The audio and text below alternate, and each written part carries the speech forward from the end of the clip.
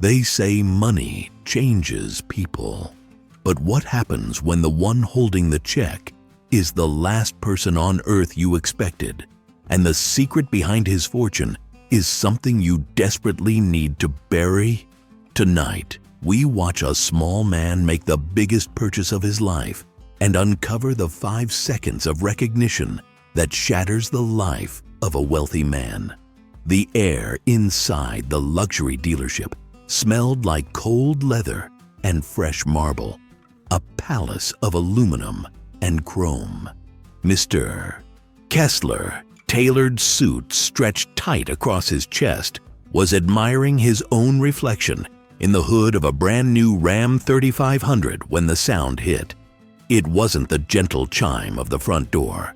It was the grating scrape of hard leather and dried mud against polished tile. The flannel guy stood there. He looked like an apology in raw wool and denim, a stark contrast to the sterile perfection surrounding him. Kessler stiffened, masking his irritation. A peasant in his temple. The man didn't hesitate. He walked straight past the display models and stopped a foot from Kessler's polished shoes. 8, the flannel guy said, his voice quiet, almost dusty. I need 8 of the heavy-duty Western snowplows, fully installed. Cash, if that works. Kessler's internal calculator whirred. 8 plows. That was a year's commission in one transaction. He mentally smoothed his tie, ready to extend the white glove treatment.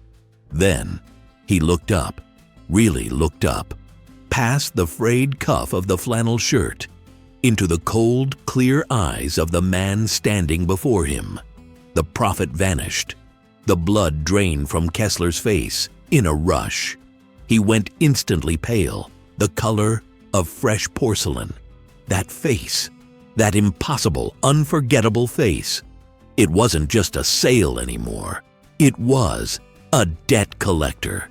Years melted away, leaving the scent of stale coffee and desperation hanging heavy in the air.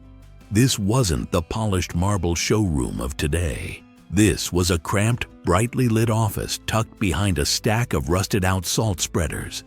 A younger, thinner Kessler, still sporting the polished shoes but lacking the expensive tailoring, sat behind a laminate desk. Across from him sat the man who would become the flannel guy. Back then, he was just Elias Thorne, smelling faintly of sawdust and ambition, clutching a thick, dog-eared folder that represented everything he owned and everything he hoped to be. He needed one thing: leverage. The requested item wasn't complex. A single, specialized PTO assembly capable of handling industrial-level torque for continuous hauling operations, something only a high-volume dealer like Kessler could source quickly. The deal Elias had landed, a year-long federal timber contract, depended entirely on installing this mechanism by the end of the week. Failure meant insolvency before he even broke ground. Kessler barely looked up from filing his nails. PTOs are back-ordered, kid. Expensive, too. But Elias had already secured the financing. He just needed the part, and time was running out. Elias leaned forward, his voice earnest. Mr. Kessler, I have the full deposit right here. Certified check. The specs for the 7500 series chassis. I know you can pull it. You sold 3 trucks to Northridge Logging last month, and their specs require the exact same assembly. I verified your inventory levels before I drove the 4 hours down here. Kessler finally dropped the file. The sound sharp and dismissive. He realized instantly that this young man wasn't a window shopper. He was a competitor trying to muscle into the regional hauling market. A slow smile spread across Kessler's face, predatory and cold. Northridge is a big client, Thorne. They move serious volume.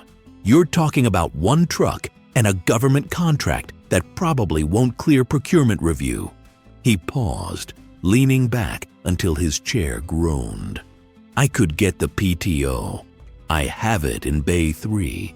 But why should I give my inventory priority to a guy running his business out of a shed and driving a decade-old beater? This wasn't about inventory. It was about protecting established clients and crushing newcomers. Elias felt the blood warming his neck, but he held his composure. My personal financial disclosures are in the packet. I'm offering my house, my land, everything I've built since I was 18, as collateral against the cost of the assembly and labor. I just need the chance to prove the viability of this operation. Kessler picked up the packet, his expression shifting from indifference to mock pity. He flipped to the property assessment sheet. The number was small, pathetically so, representing only a fraction of the part's actual wholesale cost. This house, Kessler said, tapping the photo of a simple log cabin, is barely worth the paper it's printed on, Thorne. It's land, sure, but it's 2 hours outside reliable cell service. You call this collateral? I call this a liability. He tossed the papers back across the desk, scattering them. Look, here's the reality check, kid. You don't have the backing, you don't have the history, and frankly, you don't look like someone who pays his debts. I wouldn't finance your lunch, let alone a piece of specialized heavy machinery. Elias ignored the insult, his focus narrowing. Mr. Kessler, I don't need financing. I have the cash. The check is good. I need the part installed by Friday morning, or I lose the contract. That contract is the only way I can scale up enough to ever become a real client for you. This is my one shot to pull myself out of the mud. Just sign the work order. He pushed the certified check, a surprisingly large sum for a struggling startup, closer to Kessler. Kessler didn't even glance at the check. The sight of that much money, earned through honest grit, only fueled his disdain. He saw not a future client, but a reminder of his own humble origins that he had desperately tried to bury. You think I got where I am by dealing with every desperate dreamer who walks in off the dirt road? I sell trucks, Thorne, not dreams, and I certainly don't bail out small-time operations that are clearly destined to fail. He folded his arms, signaling the end of the meeting. You're making a mistake, Elias stated, the dustiness gone from his voice, replaced by cold steel. I need that assembly. If you won't sell it to me, then sell me one of those new 3500 series you have parked outside, the one with the existing PTO installed. I'll buy the whole truck, stripping the parts myself if I have to. He offered his final, insane attempt at a solution, knowing the cost was catastrophic but necessary. Kessler laughed, a genuine booming sound that echoed the emptiness of the showroom. You want to buy a $100,000 truck just for the PTO? You are exactly the kind of risk I avoid. Kessler stood up, towering over the sitting man. Get out. I'm not selling you the part. I'm not selling you the truck. And I'm certainly not going to waste any more time listening to your sob story. Your business is dead, Thorne. Accept it and move on. He had delivered the death blow, confident that he had secured his regional dominance by eliminating a minor threat before it could sprout. Elias rose slowly, retrieving his scattered papers and the untouched check. His face was unreadable, wiped clean of all emotion except perhaps a profound, simmering clarity. He didn't argue. He didn't beg. He simply looked Kessler directly in the eyes, a look that held years of future cold weather and hard labor, and nodded once. That single, silent nod wasn't resignation. It was an oath. Kessler felt a momentary, unsettling chill, a premonition he immediately dismissed as indigestion.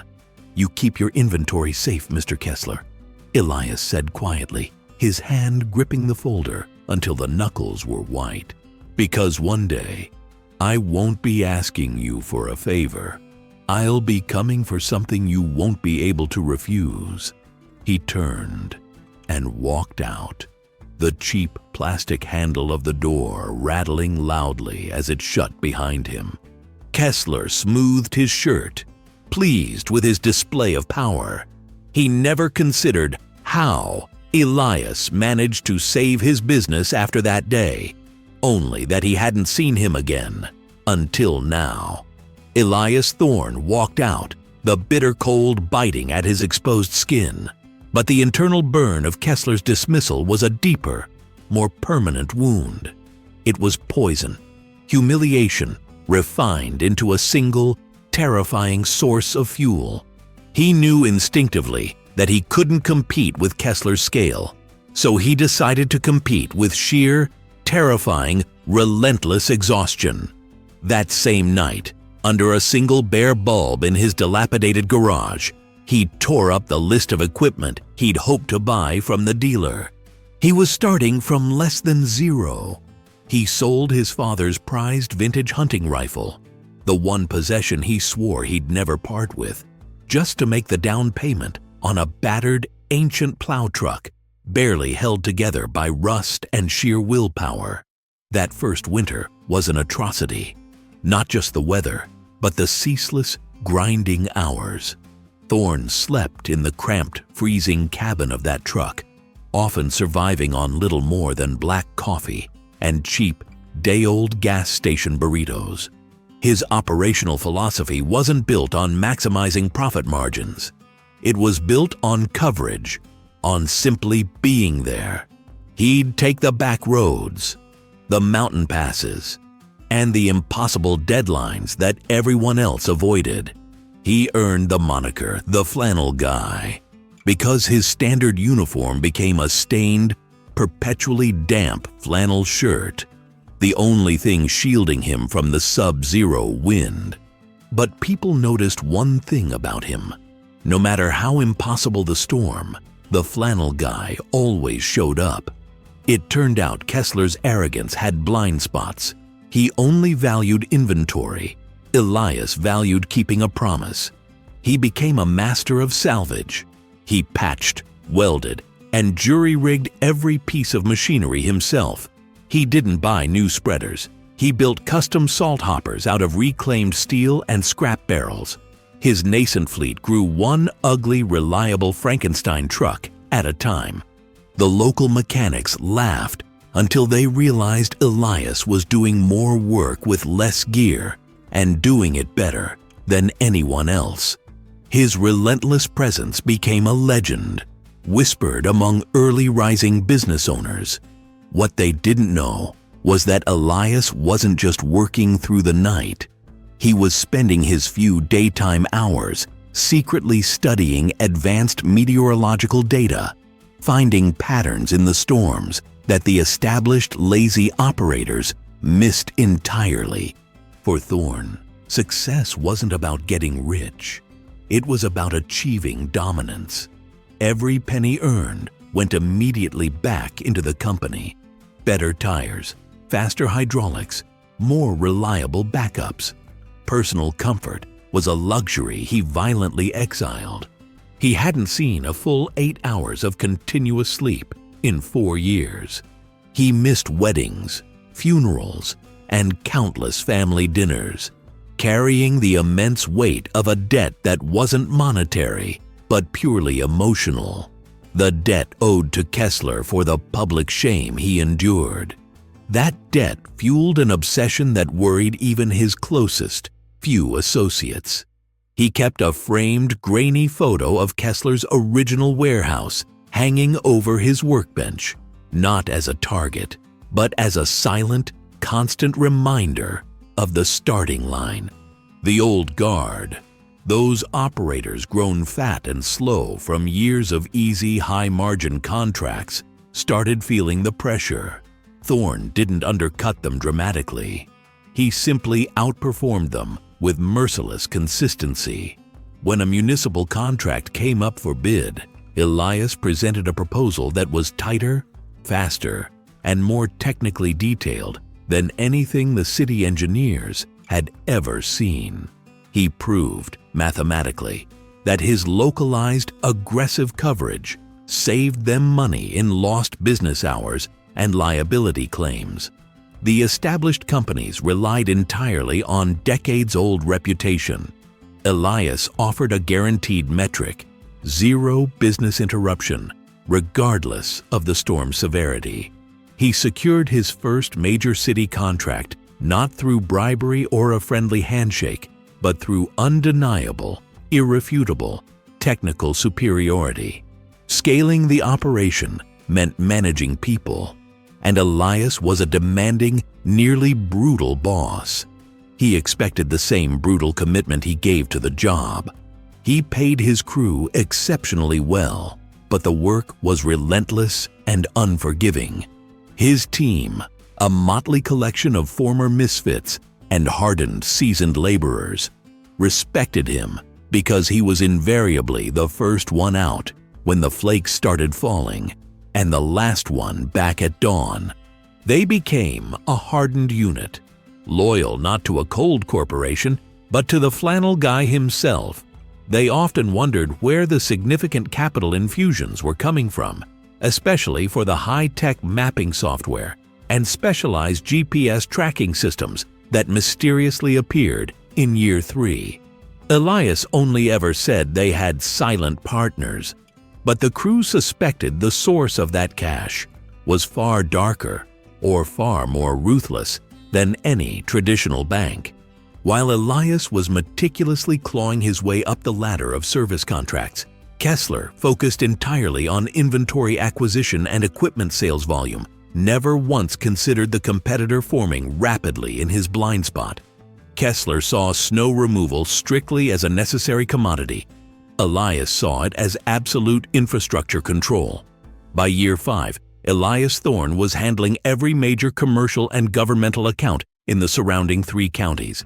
The turning point, the move Kessler never saw coming, came when Elias secretly bought the majority controlling share in the regional salt mine, the critical choke point for all snow removal operations in the entire area. He didn't use this power immediately. He simply sat on the controlling interest, patiently waiting for the perfect storm, both meteorological and financial. Elias Thorne, the man in the flannel, faded. Thorne Industries, the unstoppable entity, dominated. His operation was legendary, a swift, efficient machine that moved with the military precision of a highly trained rapid response unit. His trucks were clean, maintained to clinical perfection, and all bore the same stark black and orange logo. He was no longer the desperate flannel guy. He was the undisputed king of winter operations. He established the regional standard for service, reliability, and price, setting the bar so impossibly high that newcomers couldn't afford to enter the market, and the old guard couldn't possibly afford to keep up. When an aging competitor finally tried to sell their failing business directly to Kessler, hoping the dealer would consolidate the market, Kessler flatly refused the sale, citing poor operational standards. He still hadn't realized that the person who set those high, impossible standards was the same desperate kid he'd humiliated years before. Elias sat in his new executive office, high above the massive industrial park, the floor-to-ceiling windows offering a panoramic, cold view of the vast fleet yard below. The room was aggressively sterile, modern, completely devoid of the cozy, cluttered comfort of the past. The stained flannel shirt was replaced by a sharp, tailored suit. He had achieved everything he set out to do. He was the largest, the most respected, the most feared.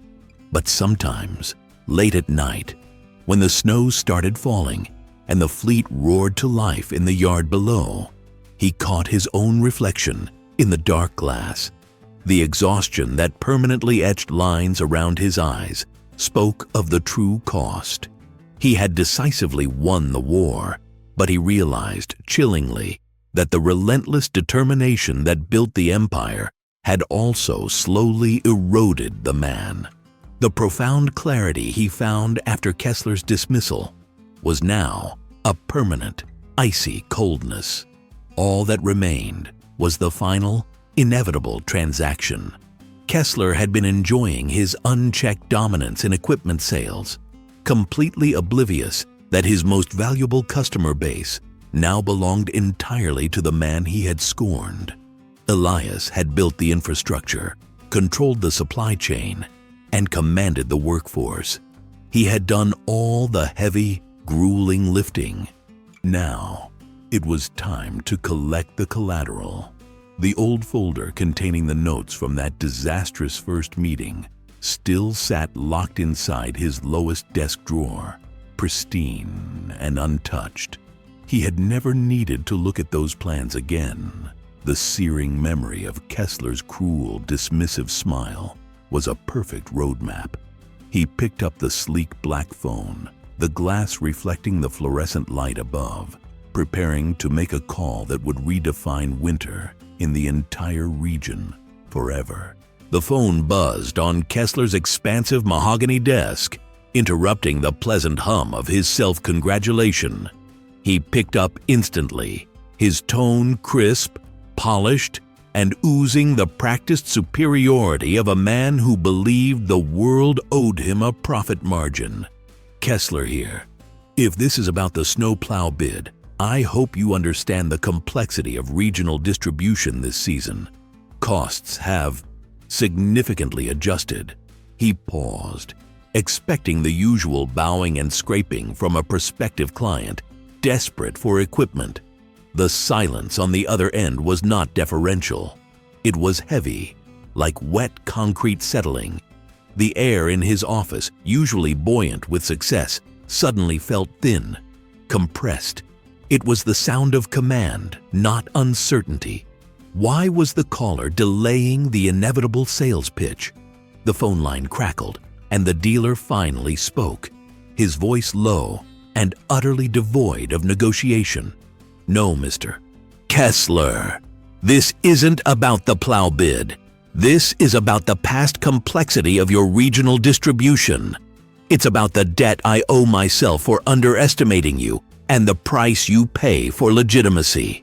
Kessler's practiced superiority instantly evaporated, replaced by a cold knot of dread. He tried to speak, but the dealer cut him off with the finality of a judge. "The transaction is complete. The moral collateral is settled. Deploy your fleet, Mr. Kessler. Winter is coming, and this time it belongs to the man in the flannel shirt." The line went dead. Kessler stood slowly, the mahogany desk suddenly feeling too large, the high-rise view too exposed. He didn't understand the full mechanics of the settlement. The transfer of assets had been perfectly legal, a silent acquisition years in the making, but the realization hit him with physical force. The dealer wasn't just ruined, he was architecturally destroyed by the very man he had once mocked as an amateur. Kessler looked down at his own impeccably tailored suit, but all he could see was the faint reflection of the rugged plaid shirt he'd worn to that first, humiliating pitch meeting. He had built an empire, not on spite, but on the meticulous application of the funds secured. When the dealer laughed him out of the room, he picked up his phone again, not to call a lawyer, but to command his logistics team. The fleet was ready. Back in his sterile office, the dealer gently placed the phone down. He did not open the drawer holding the pristine folder, the notes of that doomed first venture. He didn't need to. The cost of this failure wasn't the loss of his assets. those were merely numbers.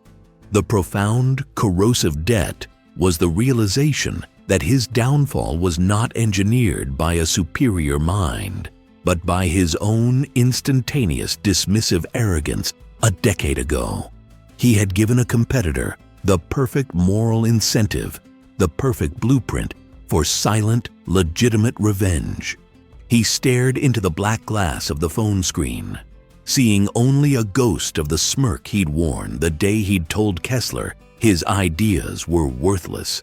He realized, staring into the dark mirror of the screen, that true financial ruin is not bankruptcy, but the precise, silent moment a past insult finally finds its due. Thank you for watching this story come to its chilling conclusion. If you enjoyed this journey into corporate high stakes and philosophical debt, please like this video, subscribe for more narrative content, and let us know what you think in the comments below.